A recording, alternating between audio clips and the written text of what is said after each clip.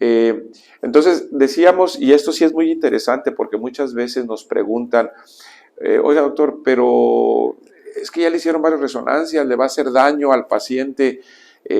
Realmente, como tú decías, la resonancia magnética es simplemente exponer a nuestro cuerpo en un campo magnético y no hay ningún tipo de radiación. Es la gran diferencia que podemos encontrar entre los estudios de rayos X, la tomografía, que son equipos que sí utilizan radiación ionizante, a diferencia de la resonancia magnética que inclusive una paciente embarazada se puede hacer el estudio sin ningún problema.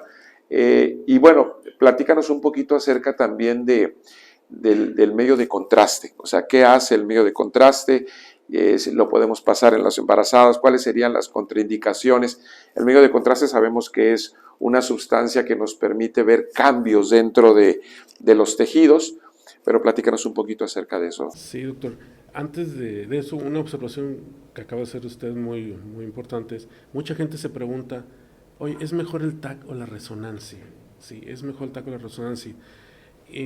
La respuesta es muy sencilla y eso se lo digo a mis residentes. Cuando el paciente,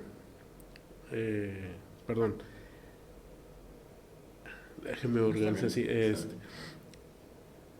siempre digo a mis residentes, ¿qué es lo...? Bueno, el tomógrafo, el principio físico del tomógrafo es los rayos X.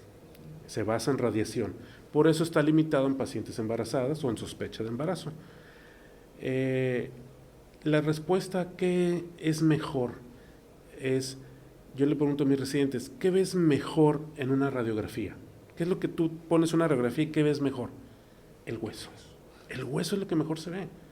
Y luego ves la densidad del aire, ves la densidad del corazón, de los vasos sanguíneos, de la piel, de la grasa, y juegas con la combinación de densidades.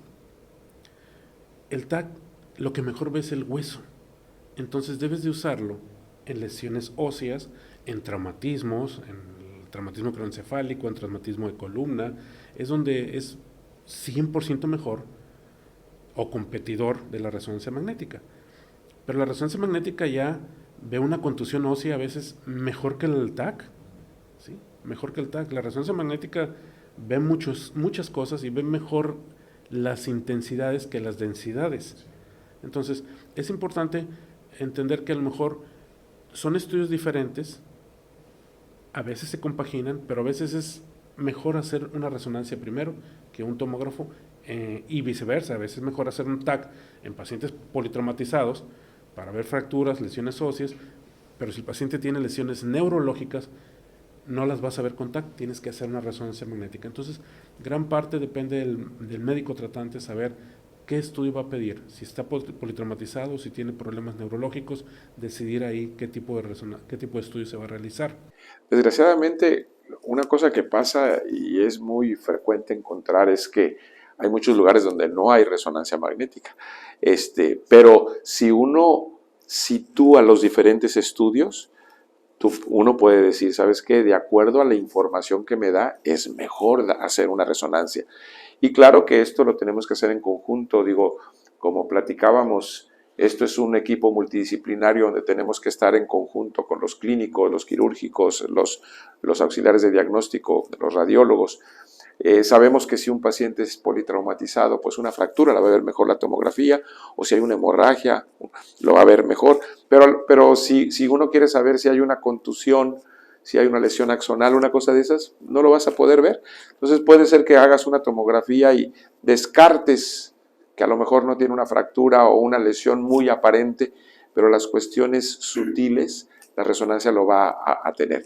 Afortunadamente, decía yo, desgraciadamente en muchos lugares no hay, afortunadamente ya hay más equipos de resonancia magnética, como todo, son máquinas que son muy costosas y que lo que se necesita para poder ponerlo no es muy fácil, pero si ustedes tienen la oportunidad de poder contar con un equipo de resonancia, pues hay que utilizarlo, ¿verdad?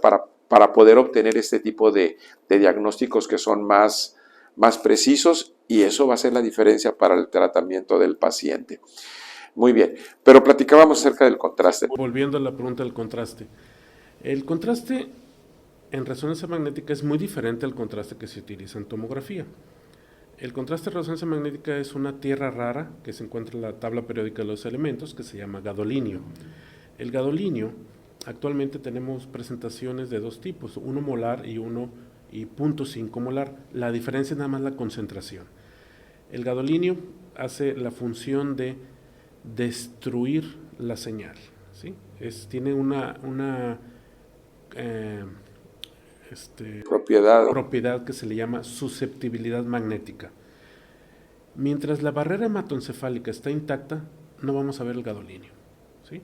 Si el paciente le inyectamos contraste y no hay ruptura de la barrera hematoencefálica, no vamos a ver el contraste. Si acaso vamos a ver ahí circulándolo en algunas estructuras vasculares y en lugares donde no existe barrera hematoencefálica en el cerebro, como la glándula pineal, la hipófisis, el área postrema. Esos lugares no tienen barrera hematoencefálica, junto con otros 4 lugares más por ahí que no tienen barrera, que son muy difíciles de ver por resonancia magnética, pero van a reforzar esos sitios. Sin embargo, cuando tenemos una lesión que rompió la barrera hematoencefálica, tumor, infarto, isquemia, la barrera se rompe, el gadolinio fuga microscópicamente, ponemos cantidades mínimas de gadolinio, doctor, podemos 4 cc, 5 cc, 7 cc, dependiendo del peso del paciente, que es prácticamente una cantidad mínima, a diferencia de 30 o 40 cc que se utilizan en tomografía. Y ese gadolinio se sale de su sitio y vemos cuándo refuerza. Desgraciadamente no sabemos qué función o qué actividad tiene el gadolinio en las mujeres embarazadas, por lo que es la única contraindicación relativa prácticamente. No se pone gadolinio en mujeres embarazadas por precaución, pero no lo necesitamos porque también tenemos en resonancia magnética una secuencia que se llama ASL, Auto Spin Leveling. Esa nos permite marcar los protones en el cuello del paciente, suben al cerebro y los localizamos ya marcados y podemos ver si está perfundiendo o no una lesión sin necesidad de contraste. El gadolinio nos da mediciones cuantitativas. Podemos decir cuánto gadolinio hay arriba y podemos hacer las mediciones en las perfusiones cerebrales, mientras que el ASL solamente nos permite hacer mediciones cualitativas. ¿Hay o no hay? Nada más. No podemos saber más, pero sí podemos decir si tiene lesión o no. Esto es muy útil en pacientes embarazadas o en pacientes que no quieren el contraste, porque tuvieron una reacción alérgica, ese es otro punto, tuvieron una reacción alérgica al contraste en una tomografía y dicen, no, yo no me pongo contraste. El contraste que se usa en tomografía es muy, muy diferente al contraste que se utiliza en resonancia magnética.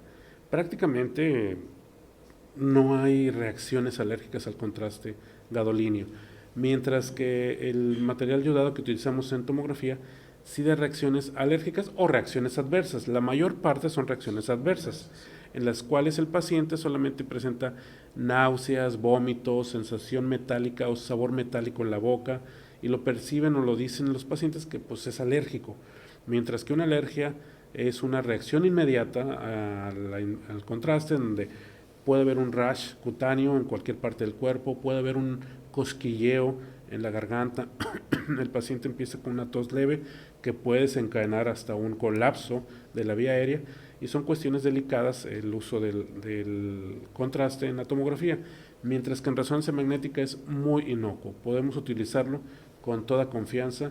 El paciente, aunque haya tenido una reacción alérgica al contraste iodado en tomografía, es un medio completamente diferente que no le va a causar síntomas en la resonancia magnética. Okay. Y el uso del contraste es muchas veces a criterio del radiólogo. Muchas veces debe ser así. Siempre peleamos que nos mandan una cefalea para una resonancia simple contrastada. Lo único que vamos a hacer a veces es que el paciente viene porque trae una sinusitis y le duele la cabeza y no era necesario el contraste y gastó más el paciente. Entonces, cuidamos el bolsillo del paciente también, ¿sí? Cuidamos el bolsillo, ¿de qué manera? Decidiendo no ponerle contraste, no haciéndolo gastar, porque ya vimos el origen de la cefalea.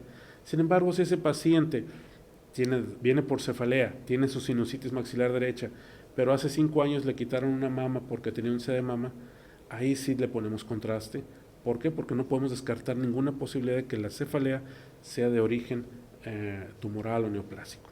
Entonces, aquí juega un papel muy importante el radiólogo o el neuroradiólogo en decidir qué pacientes se les pone contraste o no.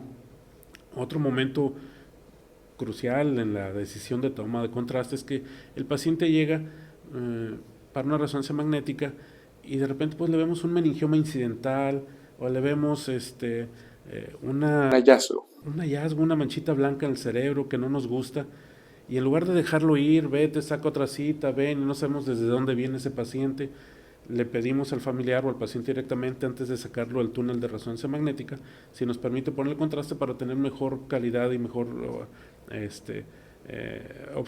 observar de mejor manera las estructuras intracraneales.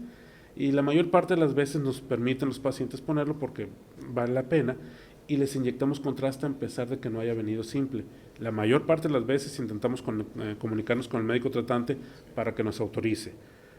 Pero si consideramos el radiólogo que vale la pena hacerlo y que va a perder tiempo el paciente y que es importante para su diagnóstico, intentamos hacer el estudio contrastado.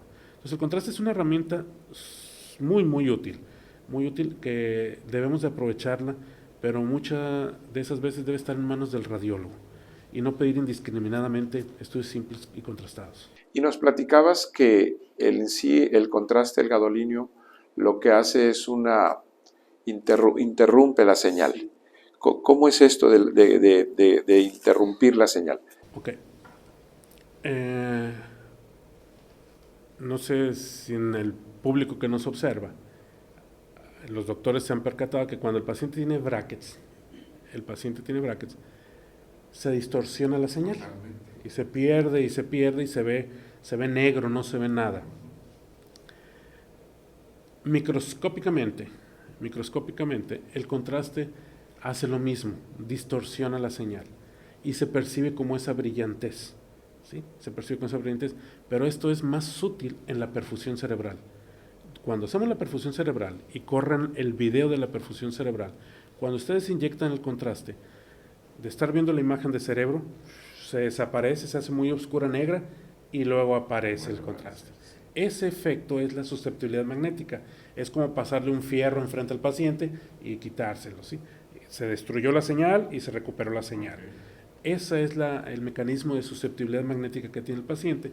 Cuando hacemos las mediciones de perfusión, nos vamos al momento más negro donde se perdió la señal, ponemos las mediciones y nos damos cuenta si el contraste está presente en las zonas de sospecha de tumor para poder decir hay nuevos vasos sanguíneos que se están formando y están alimentando un nuevo tumor o no hay nada.